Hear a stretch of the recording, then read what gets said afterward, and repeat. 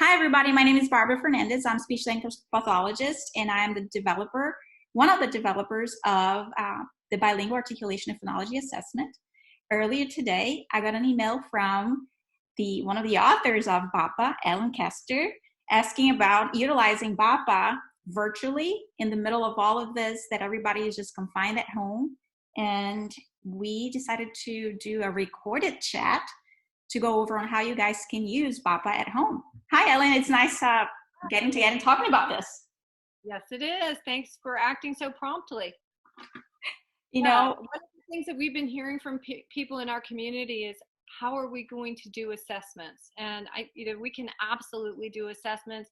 I know a lot of people are concerned about standardized scores not being exactly the same across things, but we can use our clinical judgment. We can use the qualitative data, and we can use tools like this one that will be in the same format that they were created in. Yeah. I think just to give some people who don't know BAPA a little bit of context. So the BAPA is a bilingual articulation and phonology assessment that was standardized, and it is standardized even though it was not standardized by this format. And I would like to hear your thoughts, Ellen, because I know some people are going to be wondering about this, if it was standardized as a test to be performed or implemented face-to-face. What are your thoughts on this?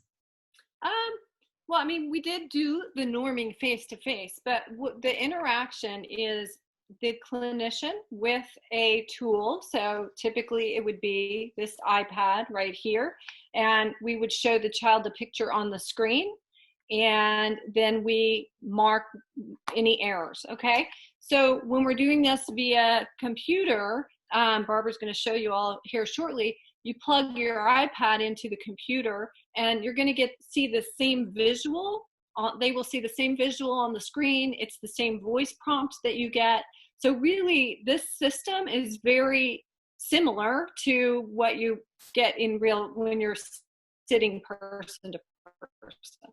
Still got the same picture on a screen with the same prompt.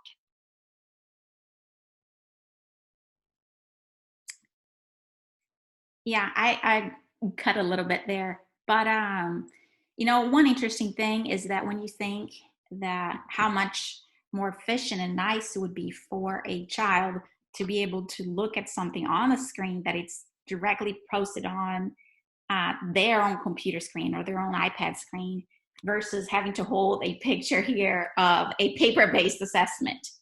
Mm-hmm. This is, I think it's so much more effective to be able to see clearly directly on the screen, unless people are using some sort of camera to capture the assessment separately. I think the BAPA is one of these ideal tools for what we are living currently. Yeah, so I want to know, what are you guys currently using are you guys doing a specific platform for delivering therapy or services? We've been using Zoom.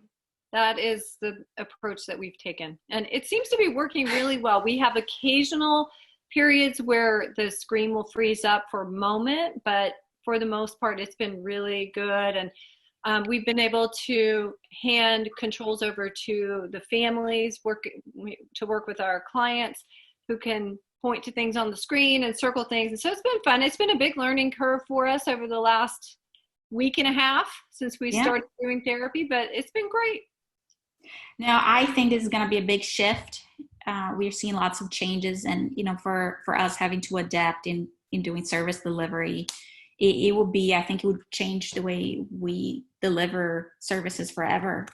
I think so too. I will say one thing about the BAPA that I just love is the automated scoring on it. And when we went to do some work for a district that hadn't approved BAPA, I thought, oh my gosh, I can't go back to scoring those articulation tests by hand. There's no way. So I've made a deal with them. I'll do your evaluations, but I've got to be able to use BAPA or ITAP. Either one of those. And it's just so efficient. It's so much more effective.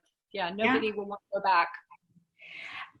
One thing that I wanted to do first is, talk about how it is possible to, especially for people who are using Zoom, to connect their iPad directly from connect the iPad directly to the computer so that you can show anything that you have on your iPad screen. And since Bob is completely digital, it's just it works seamlessly with Zoom, because Zoom has a button that you can just share anything that is on an iPad screen. I'm gonna share, the first thing that I wanna share here is a photo I took of my setup so that you guys have an idea of what it is that I am looking at. So here with this goofy photo of me, I have my computer, I have a MacBook Pro, but it really doesn't matter if you're using a Windows computer or a MacBook, as long as you have a way to connect your iPad to your computer. For my MacBook to connect the iPad, this is an older generation iPad, so I'm having to have this adapter here to go from this type of end to the new ending on the MacBook Pro. If you have a newer version of iPads, then you can go directly from the iPad into the computer. And the end result is what I'm gonna actually switch, because I do want you guys to see how it is that I'm doing this. I'm gonna take a screenshot here of what it is that I took a screenshot of what I'm about to do. Ellen, can you see a screenshot of my desktop? I don't know if you share. No, what I see is the picture of your setup still. There we go. There's your desktop. And so what you're seeing is what happens when you click on share. So right now, the button here says new share, but that's because I was already sharing a photo from my computer. But if it's a brand new share, you just click on share screen. This is what the button would be called. And in the end, you will see a couple options here. There is an iPhone, iPad via AirPlay, which is a possibility of not even needing to connect your iPad to the computer. You can just do it via AirPlay. But today I'm just gonna do the easier, which is connecting via the cable. So I'm gonna stop the share here so that I can actually do a real share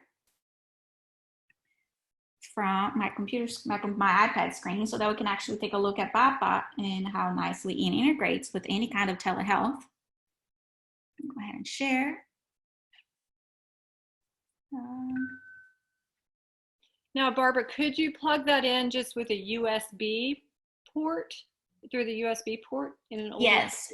Okay. If your MacBook is kind of an older MacBook that has a USB port, mine doesn't have a USB port anymore.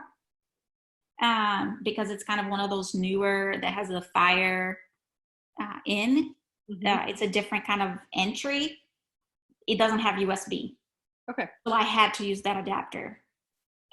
But if you were looking at probably a 2016, 2017 MacBook, then it has the USB and you just connect it directly.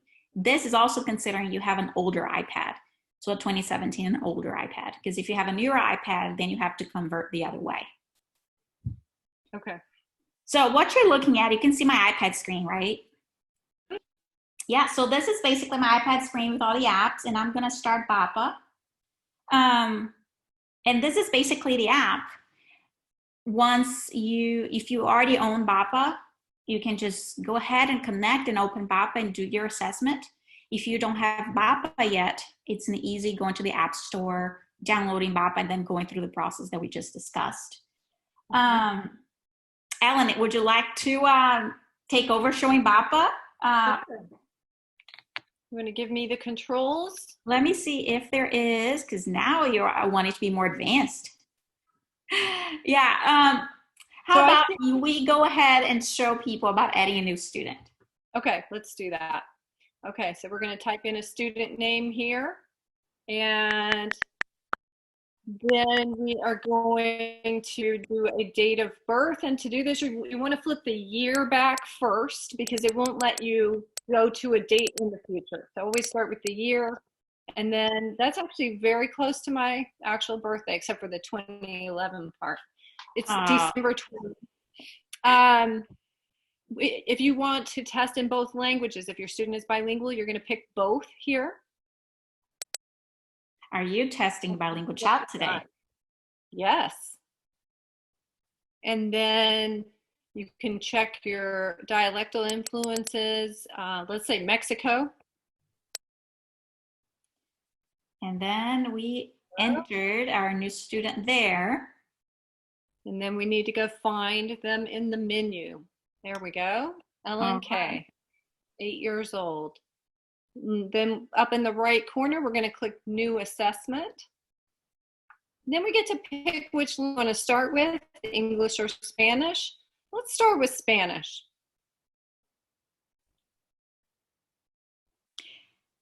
It's possible for people to give prompts directly because the audio is here connected. So if I tap here on the image, Pan. it has the audio and that sounds really clear.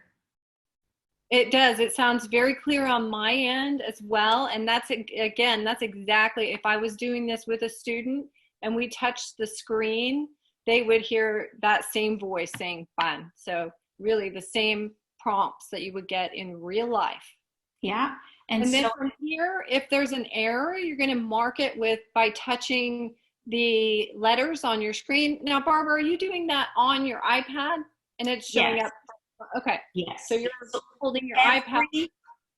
Everything that we want to do, we interact directly with the iPad, and the computer is just serving as a monitor. Okay. That's great. And so then let's say this child said pod instead of pan. We're going to hit substitution, and then we would select the D, and there's your error. And then swipe and get to the next prompt. And then we just go through the prompts like that. Let's show one that is a cluster reduction. Can we get to a word that has a cluster in it so that we can show everybody how we would? Yeah. Do you want to talk about this one first? Let's talk about this. So this is a cool feature. The language that you pick first when you select bilingual, it offers the 2 languages as options, and it goes through 7 items. If you get through 7 items and a child really may not have the language skills to do this language, then you can say no, and it will go directly to the other language and give you only the norms for that side. If you say yes, then you continue through this language, and then it'll switch to English once you get through all of the Spanish items. Do you think our child has enough Spanish to continue? Let's say no, so that then we can show people how we can switch over to English. All right, so you saw here we have conejo, and then we swipe it over once we said no, and we went to English. Bed. We have bed. And let's go take a look at some Beehive. a cluster reduction here. Oh, there you go. There's one, bridge. Let's say the child says bidge and not bridge. So there we're going to click cluster reduction and then the B to say, so then your transcription shows what they say. You select the sound that they used. We can also do, maybe let's switch to one and say the child said bubba for bubble or ba for bus, either one. Let's say bubba for bubble. Then we would just hit the L and say deletion, and then that goes away. So what we end up with at the end, after we go through this, is a list of all the words with the transcriptions that the child said, and calculations for every sound in every word position. So it's great. It's normed, and you have amazing qualitative data. One of the things that all of us at Bilinguistics do after we administer this test is we email the results to ourselves, and then we just take that and we plunk it right into our reports. So then whoever the treating SLP is has all of their baseline data right there ready to go. So it's really efficient, and you will never want to use another speech and language or speech assessment after you've done this, because it really will save you tons of time. Yeah, and you took away all my aha moments, Ellen. Oh, I'm sorry, Barbara. So once we finish the test here, one of the cool things here, for example, we pause it. For some reason, you needed to pause this assessment, especially now with COVID-19. If the child had to run away and you had to pick this back up on the next session. You saw we paused, and if I tap back on it, it takes us back exactly to the screen that you were the previous session so that you can resume this assessment. This is a super useful little feature, but I want to show you guys what happens now when you have a complete assessment. And this is something that you can even utilize if you end up having to stay at home for a long time and having to discuss with parents the results of BAPA 2 or 3 or 4 weeks from the assessment that you have just completed. You can also use BAPA to discuss the data from the assessment because it has beautiful graphs. Let's take a look here. So this was a Spanish, let's take a look at the Spanish only result here. You have the age of the child when it was administered, the language what it was administered, the overall intelligibility, a raw score, a standard score, you have a confidence interval and percentile rank right in that initial screen. But if you click on preview results, then you can have a better picture of the child's performance. And they're talking about qualitative information. And I think this is just so important for, creating goals and effective goals for therapy.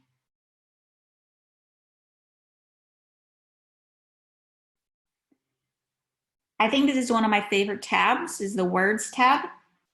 It shows you specific errors that you just marked. So for example, here in fruta, we had a cluster reduction of the R. You can also take a look at the multisyllabic words and the specific errors on the assessment. That's really cool, isn't it? I love it. And my favorite part is I always like to let people touch just to view this part. This really is the beauty of BAPA, right? It's, Ellen, how much time does this save a typical clinician within bilinguistics? Right. This is the punch of a button. Once you've just marked your errors as you've gone, which is super quick and easy. And it's one of those things you get faster at it. So the first couple times you kind of have to figure out where the sounds are, but they are in the same place every time. And so it is a super fast process of marking the errors when you go through. And then look at this, look at the data that you end up with. It is so beautiful. And so we take this and copy, so it goes into your email. Take it, copy it, plunk it right into your larger report if you are doing a separate report. If you're only testing a child for articulation phonology, this could be your full report. But usually for us, we are doing school-based evaluations, and we'll take this piece and it'll go right into the assessment report that we're writing for the bigger picture with language and all the cognitive components and all of that. Yeah, and here, you talk about emailing out. Once you pick HTML for the email, if there's a part of the report that you want to omit or that you want to edit, you can enter your own information. So let's say for some reason you don't like this statement, you can delete it and you can customize your own statement directly here, prior to emailing. So this is an editable text when you do the HTML option. And the other option is to also have the PDF option, which ends up with the prettier graphs, but you can't edit. Mm-hmm. One of the things that we didn't show is we didn't show how that the BAPA can also be utilized for your monolingual English speaker. Yes, that's right. And the way you do this is as you're entering the name of child, we put in a name, you pick the language and you pick English. And now you're able to just administer English within BAPA, or BAPA has a sister application called ITAP, and that's our English only evaluation that is similar to the BAPA test, but for English only speakers. And one of the things I want to point out with that is that those are separate sets of norms. So for monolingual English speakers, we have one set of norms, and then it was normed on bilingual English speakers as well. And then there is a Spanish set of norms. So that's a really important piece, because we do see a number of Spanish influenced English patterns. And so we mark those when we go through. If a child makes a Spanish influenced English error in their testing, we note it, but know that that is incorporated into the norms, those kinds of errors that are typical for our students. Now, this is, yeah, this is great. Yes. I love BAPA. Me too. I don't get to administer it myself, but every time that I talk to a clinician that has actually used BAPA, it's one of these, you become just a BAPA advocate. Yeah. It's one of those tools that it's really, life-changing professionally for bilingual SLPs. Yeah, it is. It's a great tool. The pictures are amazing. The students interact beautifully with it. They honestly get excited. So when you're sitting and administering a language test with an easel, and at the end you pull out the iPad, they're like, yes, I get to do something on the screen. So now they're going to be doing everything on the screen, but this is totally set up to where you are administering exactly what you would be administering if you were sitting right there next to them. So a great tool that is going to be really effective for all of us as we are trying to figure out how we do our jobs from afar, remotely. We can absolutely conduct evaluations for our students and get effective information. So I really hope that we are hearing. Somebody said to me today, I think we're just going to stop doing evaluations until school starts again in August. Wow. Okay, we don't need to do that. We don't need to wait half a year to do evaluations and put kids on hold for that long. We have tools that we can use to effectively evaluate students in this manner. Yeah, no, that was great. Yeah. Oh, I am so grateful that you sent me that message and we got to connect from our own homes. Yeah, me too. To show people how to make this happen. We are all trying to figure out, and it's great that this tool is COVID proof. It is. It is. And I love the spontaneity of throwing this together. It's great. Yeah, yeah. If anybody has any questions, you're welcome to either reach to me with Smarty Ears or with Alan at Bilinguistics. We are happy to help you guys kind of navigate using BAPA with your telehealth. Yeah. Yeah. Thank you. Well, Alan, this was great. Yeah, enjoyed it. Take care. Yeah, you too.